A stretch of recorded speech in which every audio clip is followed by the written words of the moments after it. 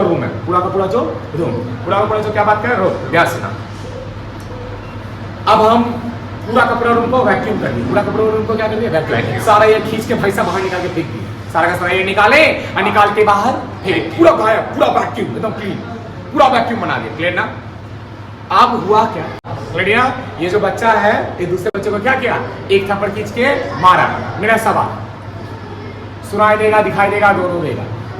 सुनाई देगा, दिखाई देगा कि दोनों देगा? दोनों देगा। दोनों दोनों देगा। हाँ, गलत। दिखाई तो देगा, सुनाई नहीं देगा। दिखाई देगा, सुनाई नहीं देगा। तो डिस्टर्बेंस तो क्रिएट हुआ। तो ये ऐसा दिखाई तो दिया पर सुनाई दिया नहीं। यानी जो वेव है उस वेव में भी कुछ है जिसको मीडियम की जरूरत पड़ती है और कुछ होती है जिसको मीडियम की जरूरत पड़ती नहीं है। तो जो लाइट वाला काम था, जो दिखाई दिया लाइट वाला, वो तो सीधा सीधा आ गया, कोई मीडियम की जरूरत नहीं है। पर जो साउंड था, एयर नहीं था, मीडियम नहीं था, वो आया नहीं। अब वही एयर रखते तो चट से पड़ता ये साउंड पड़ता कि नहीं पड़ता? यानी अगर हम मीडियम के बारे में यहाँ पे बात करें, सबसे पहले चीज यहाँ ध्यान से देखिएगा, यानी कि जो वेव कैरी करके जाती है एनर्जी, जो वेव कैरी करके जाती है एनर्जी, अगर वो लाइट वाली हो तो पहुंच जाएगी, अगर लाइट वाली हो तो पहुंच जाएगी। पर अगर वो लाइट वाली ना हो, साउंड वाली, तो पहुंचेगी नहीं। उसको किसका जरूरत पड़ता है, मीडियम का। किसका जरूरत पड़ता, मीडियम का। बिना मीडियम में पहुंचने वाला नहीं है। यानी यहाँ पे सबसे पहले आपको समझ में आ रहा अच्छे से बढ़िया से, क्या यहाँ ध्यान से देखिएगा कि वेव को हम लोग दो पार्ट में बांट सकते हैं इनिशियल। क्या? दो पार्ट। हालांकि दोनों की दोनों एनर्जी ही कैरी करके लाती है, साउंड भी और लाइट भी। पर लाइट को आने जाने के लिए मीडियम हो भी तो ठीक है, ना हो तो भी ठीक है, पर साउंड को मीडियम होना जरूरी है। तो यानी कि मीडियम की डिपेंडेंसी की वजह से, मीडियम पे डिपेंड करने की वजह से वेव को भी कितने पार्ट में बांटा गया इनिशियली, दो। क्लियर सोना? किसके बेसिस से बांटा गया, मीडियम। क्या वो वेव एनर्जी को कैरी करके लेके जा सकती है, यानी क्या उसको मीडियम का जरूरत पड़ेगा या नहीं पड़ेगा, या हो या ना हो तो भी चलेगा।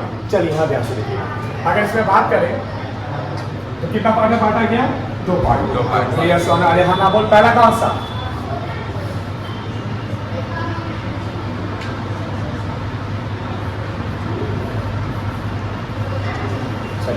सबसे पहला कौन सा और दूसरा कौन सा? क्लियर? आपको देखिएगा रूम में वैक्यूम, अब वैक्यूम में कौन सा वेव, दो वेव, एक जो एनर्जी कैरी करके लाई और दूसरा ला पाई नहीं। यानी एक मीडियम हो या ना हो कोई फर्क पड़ा नहीं, और दूसरे मीडियम चाहिए ही। हाँ, यानी जिसके लिए मीडियम चाहिए रहता है, जिसके लिए क्या बात कर रहे हैं हम, मीडियम चाहिए। कौन सा वेव होता है, मैकेनिकल। ना बोलते भाई, यस और नो, और इसको मीडियम की जरूरत नहीं रहती, वो नॉन मैकेनिकल।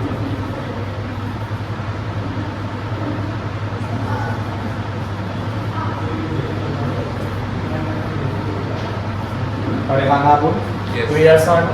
चलिए अब यहाँ पे अब आगे बात करें, यानी कि अगर हम बात करें सबसे पहले इसलिए क्या मीडियम चाहिए, मीडियम चाहिए।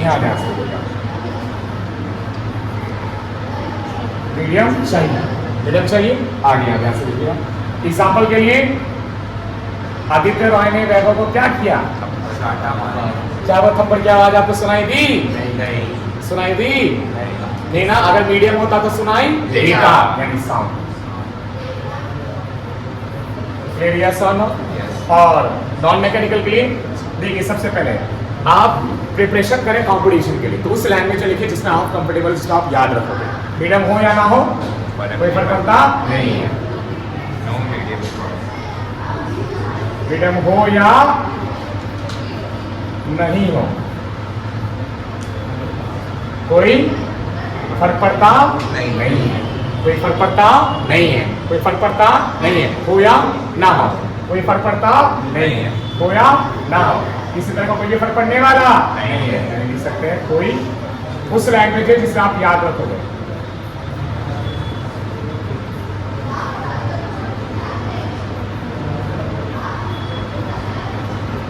एग्जाम्पल,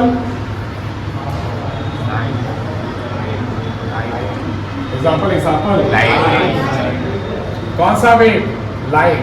पिटते हुए देखे थे मैं वैभव का भी लाइट। क्लियर? लाइट कैसी वेव होती है?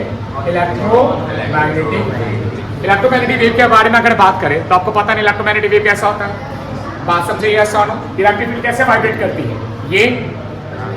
फिर यस और नो? मैग्नेटिक फील्ड कैसे वाइब्रेट करती है? ये। फिर यस और नो? ये किसका है?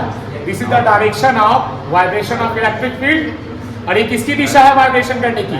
Magnetic field. अगर इलेक्ट्रिक फील्ड ऐसे वाइब्रेट करे और मैग्नेटिक फील्ड ऐसे वाइब्रेट करे और वेव आपका आगे चले, इतनी बात समझ रहे हैं? यस और नो? तो वो कौन सा वेव होता है? Electromagnetic wave. ये किसका दिशा है? ये डायरेक्शन है इलेक्ट्रिक फील्ड के वाइब्रेशन का। ये किसका?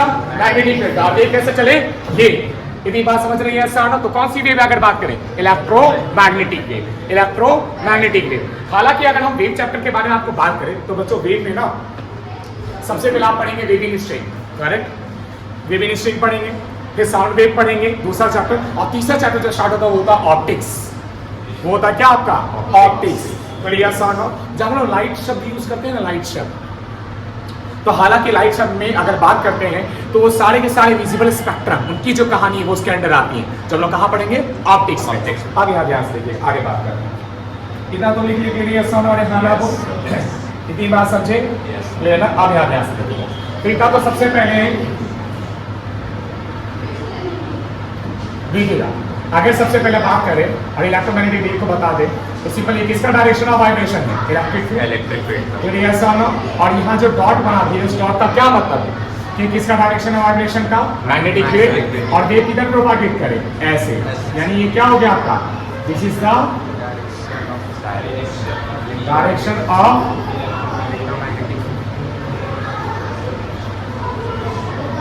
Propagation of wave.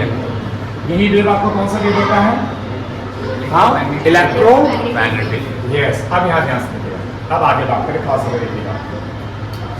तो इलेक्ट्रोमैग्नेटिक वेव में भी वेव किसको लेके चलता है? एनर्जी। वेव किसको लेके चलता है? एनर्जी।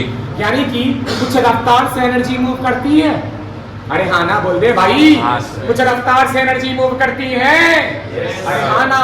सवाल, मेरा क्वेश्चन आपके लिए, जब वेव दौड़ेगा तो कौन दौड़ेगा? सवाल यहाँ ध्यान से देखिएगा। एनर्जी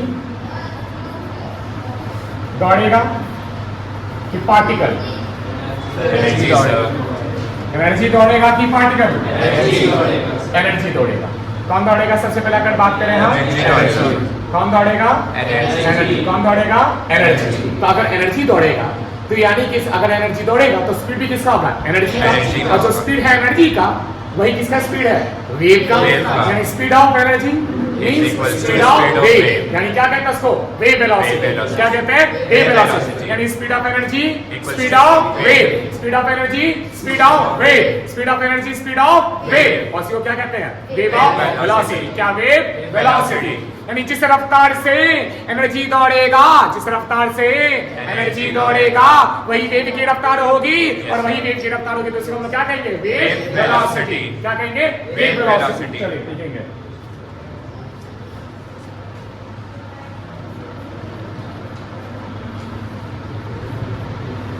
यानी स्पीड ऑफ एनर्जी यानी स्पीड ऑफ वेव, अब वही क्या होगा आपका? Wave velocity.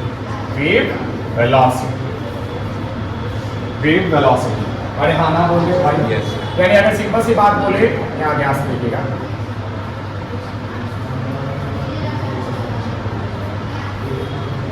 वेव वेलोसिटी दिख रहा है, यानी कि एनर्जी के दौड़ने की रफ्तार। एनर्जी के दौड़ने की रफ्तार। एनर्जी के दौड़ने की रफ्तार। एनर्जी के दौड़ने की रफ्तार। यानी अगर हम वेव वेलोसिटी के बारे में बात करें तो क्या हो जाएगा? एनर्जी के दौड़ने की रफ्तार। यानी रफ्तार ऑफ एनर्जी। ऐसे एनर्जी के दौड़ने की रफ्तार भाई साहब लिख लीजिएगा फास्ट।